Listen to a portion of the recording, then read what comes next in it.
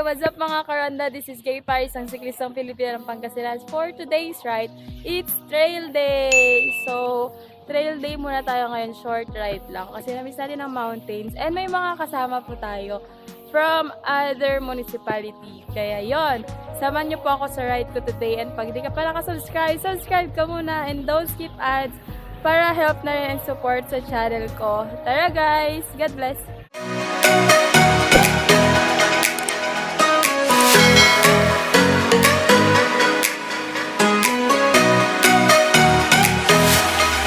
Bridal shower.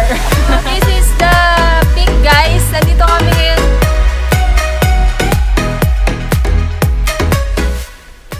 Hello. Morning. Yan mga kasama natin sa trail. Hi kuya. Hi. Morning. What's up? What's up? Shout out mo yung vlog mo. Wala pa. Carino Brothers. Kahit wala pa akong video. Meron na. Ano ba? Carino Brothers. Sino nag-aano doon? Wala pa ako. Ha? Ikaw lang? Paano mo ko ah? Amen. Ba't may bag ka, kuya? Hindi kasi. Nagdala ko ng rubber shoes. Ay, para. May yung Akala ko pang training mo. Balik-balik ka na lang doon, mga 3 balikan. malapit lang dito. Oo, season. Tapos, oo, mag-ensayo ka na lang doon. Doon sila nag-ensayo. Matarik din kasi yun. First time ko. Oh, ang ganda ng mountain bike ni kuya. Parang ano? Hiram lang yan. Hiram. Guys, mountain bike. Naka-mountain bike siya, yes. Ay, mas manipis yung gulong. Hiram lang yan.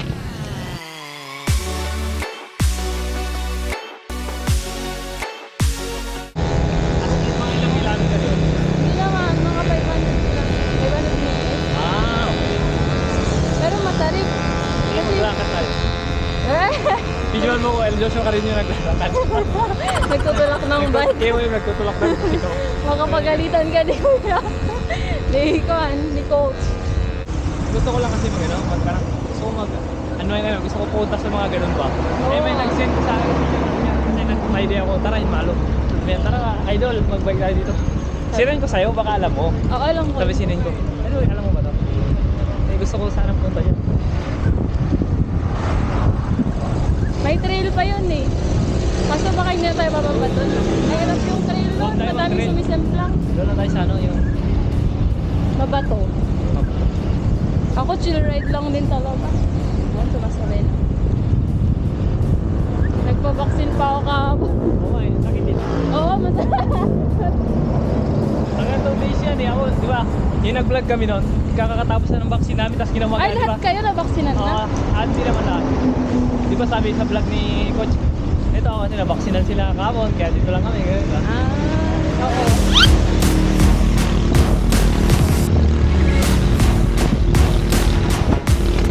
Ba't bang tututok?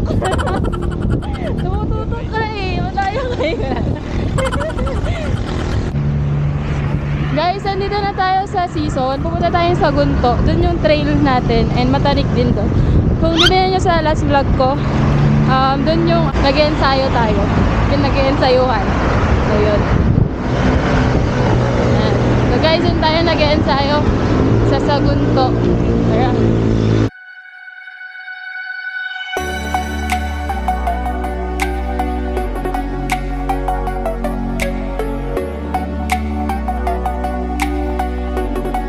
Guys, ito na yung ruta natin.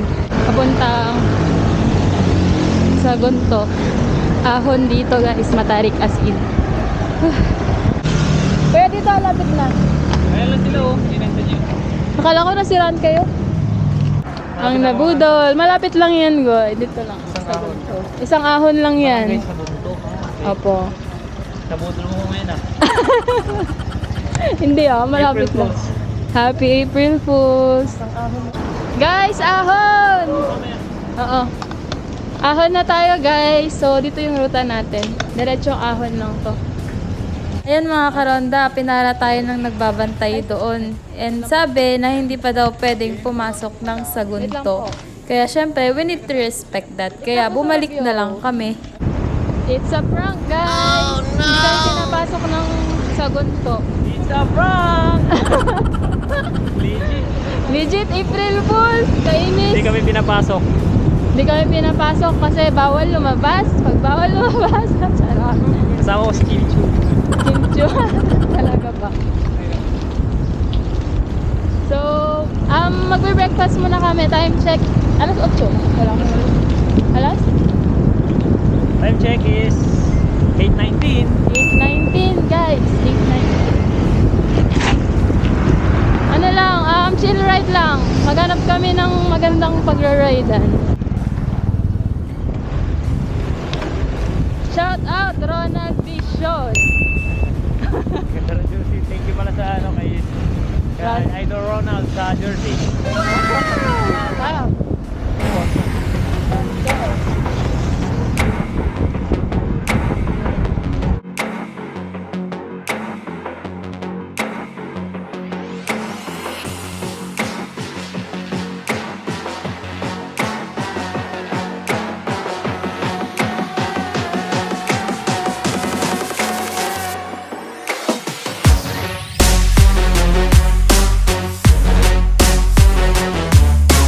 Mga karonda, despite na hindi kami pinapasok sa Sagunto, nagkaroon kami ng reroute papuntang Pusurubyo.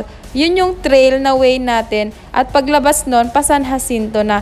Kaya yun, chill ride lang kami kasi kasama din naming ibang newbie. And syempre, hindi naman natin dapat iwanan yung mga newbies, di ba? So, shout out nga pala sa mga iba dyan na riders. Pag may kasama po kayong newbie, wag po natin silang iiwanan. Kasi syempre, para matuto rin po sila sa atin.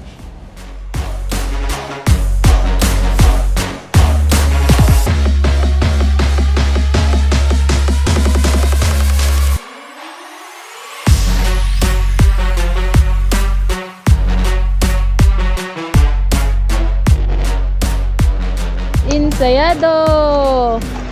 So, punta lang tayo Tara-Tara mamaya. Tara-Tara. Yung ahon doon. Kain muna tayo ng breakfast. Okay, magbabag rate tayo. Anong laman ng bag mo? Kuya Ronald Vision. Ay, charot. Wala. Ano lang? Ano yung Pagkain. O, tingin. Wala, pagkain Ay, lang yan. damit. Di ba ito yung ginagamit di ba maliligo sana tayo ng falls? Oo. Eh wala namang ano, kaya may dala akong damit. Ay, may dala siyang Baka mabasa. Kaso, Rubber shoes para siyempre sa bundok. kaso, Kaso falls. it's a Hindi prank! kami pinapasok.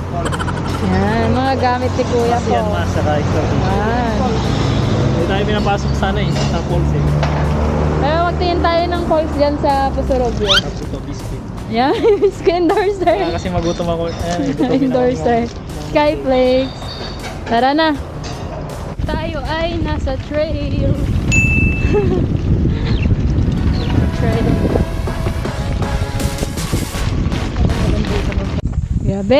Grabe, idol, sikat na sikat to. Wow! Kahit saan, kahit sa Sulusulinok, oh. Pare banbantay. Kayo magwili?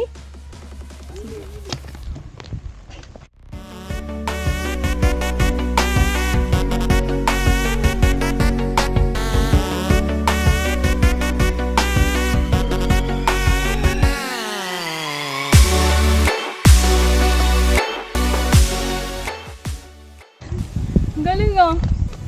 May ganong skills ka pala. Wala. Idol niya, pagod na. Idol niya, pagod na. Wala, falls eh.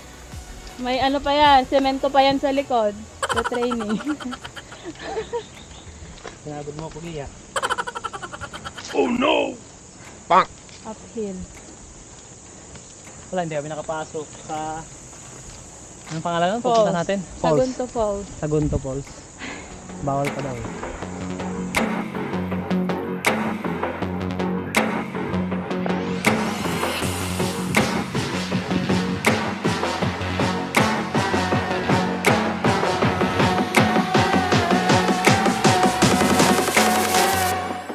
And one of the good things about trail rides, it's that makita mo yung nature natin, kung gaano kaganda yung nature. And syempre, makakasalamuha mo dito yung mga iba't ibang klase ng animals, di ba?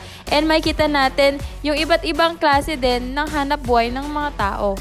Ganito rin yung ruta pag merong mga XC races, yung mga winner takes all ba na races, na karera. So, dito sila nag-i-event. FYI mga karonda, ang lodi natin na si Kuya El Joshua Carino is ngayon na lang ulit gagamit ng mountain bike. Kasi 'di ba kung nakikita natin sa mga training sila, naka-road bike sila kasi yun yung required pag sa karera. Ngayon po, since 2014 pa yung last na nag-mountain bike siya, ngayon na lang ulit siya gumamit nito kasi gusto nga naman niyang mag-unwind.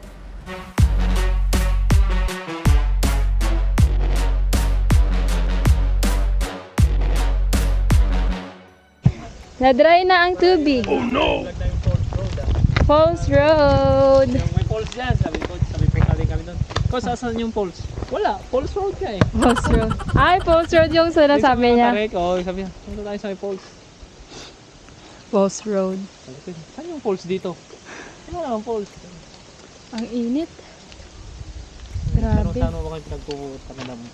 Lalabas na tayo ng lubong. Mga karanda, habang naghihintay tayo dito, nagkaroon tayo ng mentoring with El Joshua Carino. Nagtanong tayo ng some questions na pwedeng makatulong sa ating cycling career. Kaya ito yung mga yon. Ilan dapat yung nasa breakaway? Okay na ba yung dalawa? Ganon? Tatlo? Ano ba? Depende sa layo ng laro. Kung malayo pa. Dalawa kayo, siyempre mag-iisip din kayo na baka hindi nyo kayanin, ganyan. Pero which is malapit naman na yung laro. Last 10, last 20. Kaya naman na ng 2 rider o 1 rider yan. Ay, ganun. Oo. 20 kilometers. Pero pag mala Ronald Uranza ka, mga 50 kilometers, kaya na yan. Pag Joshua Carino, mga last 5 lang siguro. Bawa. Mahina lang tayo. Ganyan ka-humble. Tapos sa rematehan pala, ang dami kasing nagtatanong kasi yung iba mali-mali yung sa rematehan. Iba-ibang style pala yun, no? Ilang kilometer ka nagre-remate? Parang ilang meters? Kunwari, lapit na yung finish line. Oo. Kasi ako, hindi naman talaga ako sprinter. Pero may time na, nasa breakaway ako. Tapos wala kami sprinter. Ako lang yung andon. Tapos maglalaban kami sa final sprint. So, mapupursige ako mag-sprint.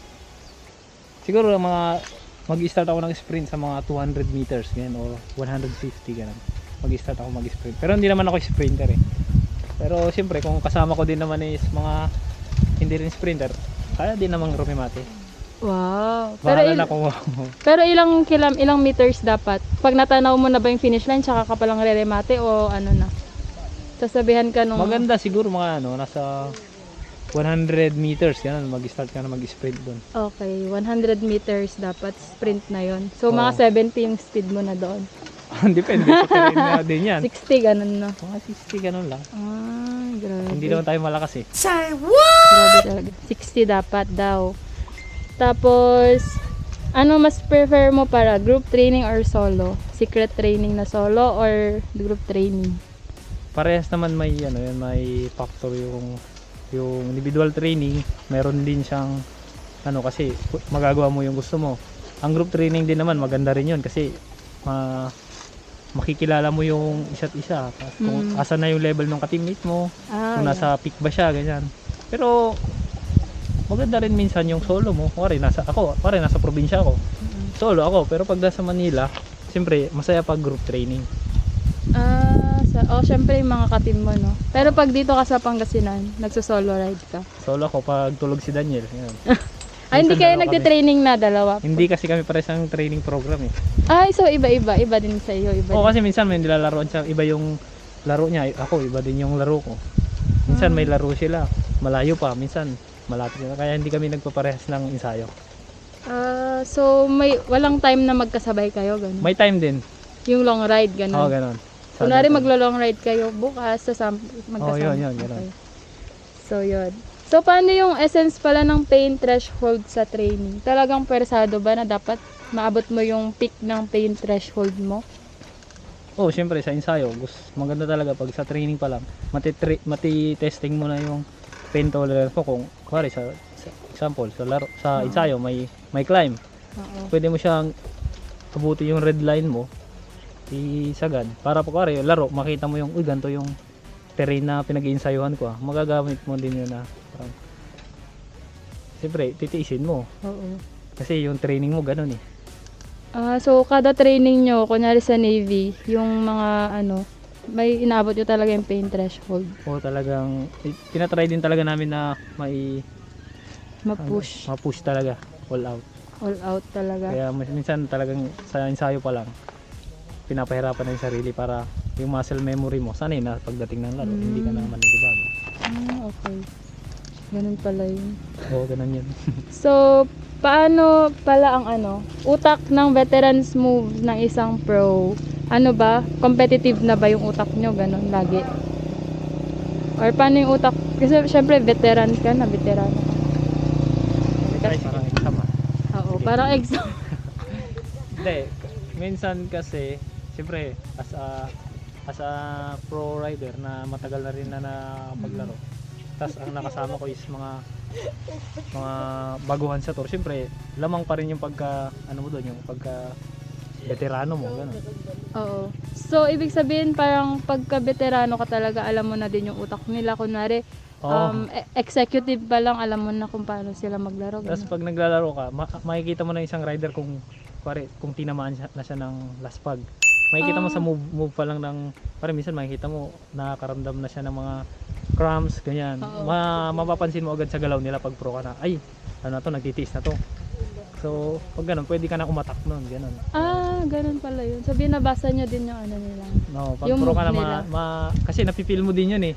Oo. Na yung mga nararamdaman nila, napipil mo na pagod ka. Pagod na sila, ganun. Tapos ikaw, na-condition ka pa. Ganun, conditional lang din naman. May araw din naman ako. May araw din na low bat ako, ganun. Gusto ko lang din. Tutok lang. May araw din naman na napipil ko. Kondisyon ako, ganun. Hindi naman na. Nice. Last question, yung nutrition daw. Paano yung kain mo bago laro? Bago laro. Or sa training na lang, paano yung kain nyo sa training? After ba ng training, wabwaban yung kain? As Hindi, may in, time din naman na umaga, lang. Kahit minsan, nag-ano lang kami. Yung magaan lang na, cereal, gano'n. O kaya, kung pwede rin tinapay, tas may tinapay. before ng training? Minsan tinapay lang, may peanut butter, gano'n. After nga eh. Tas after, ayun. Minsan naman sa ride ka naman nakakain ng tanghali. Oo. Tanghalian sa ride. Yun, magra-rice kami noon. Tapos paggabi, pwede ring spaghetti, ganyan, pwede ring Mga carbs talaga, carbo Oo. loading. Pero sa umaga, meron din, depende sa iyo, mga egg, hotdog. ganyan. Egg talaga, no? Kasi 'di ba yung nutrition ng egg talaga, Hotdog, full. corn beef, yung mga magaan lang. Mga Minsan, normal lang na pagkain talaga. Tapos pero sa sa karera talagang kain ng kanin before ng karera kakain kayo. kanin talaga para diba? Ah, Hindi ka basta-basta magutom. Tapos sa laro naman may mga dala naman kami power bar, power gel. gel. Yun, so, Yeah. saging, Ay, saging talaga. So kailangan talaga 'yon nutrition. So ngayon dire-diretso pa rin yung training niyo, no, kuya? Oo nga naman, pero pa rin training. Kahit Kahit wala pang laro. hindi ka pala sinakalaki. Wow. Tara na! Kapag na, gusto mo makita yung tubig. Binday Dam na karod. Hindi, dam ba? Ang tawag yan? Hindi. Parang sampab yan yun. Oo, San Fabian pa yon. Ha? Doon na lang? Sa Binday? Sige.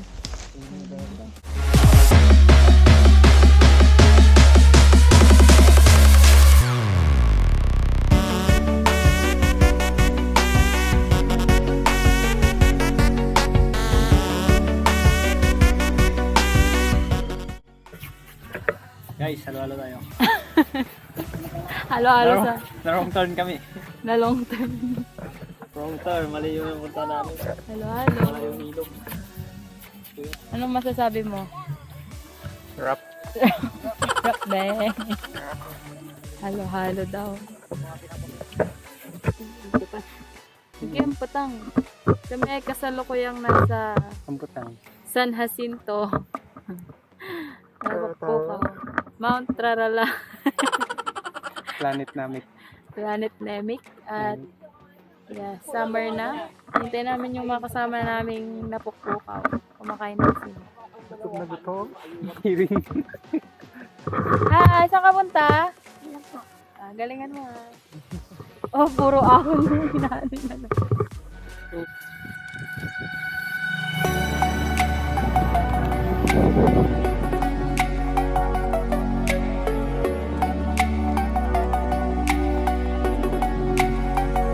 Ayun na nga mga karonda, hindi na kami natuloy ng Binday Dam kasi sobrang init nga naman ng panahon ngayon. Umaabot pa ng 40 degrees Celsius. Kaya syempre, di ba, nakaka-exhausted naman yun pag ibabike pa namin papunta and all. And anong oras na din po. Kaya nag-decide na kayo mag-part ways sila Kuya Joshua Carino and magsisiuwian na rin kami. So yun guys, enjoy naman tong ride na to despite of the detours, road and U-turns. Nag-enjoy naman kami kasi 'di ba marami tayong natutunan. And kung ano nga ba yung sikreto ng pagiging isang pro and all. So guys, dito na tayo mag-end. And thank you guys for watching my vlog. I hope to see you again my next ride. Like, share, comment, subscribe, and click the notification bell button for more updates ng videos ko. God bless po!